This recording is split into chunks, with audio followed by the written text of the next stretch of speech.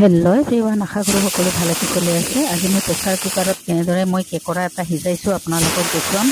এতিয়া যিহেতু কেকৰা বহুত তেল হয়, সেই প্ৰেছাৰ কুকাৰত মই ইয়াত কেকৰা দি দিছোঁ। আপোনালোকে চাবচোন।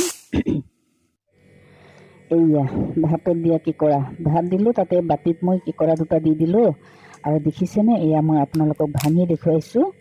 এতিয়া কেকৰাৰ বহুত তেল হৈছে, সঁচাকৈ এনে খাবলৈও ভাল আৰু চাটনি বনাই খাবলৈও ভাল। এয়া দেখিছে কিমান তেল হৈছে, বহুত তেল আজিকালি কেকৰা।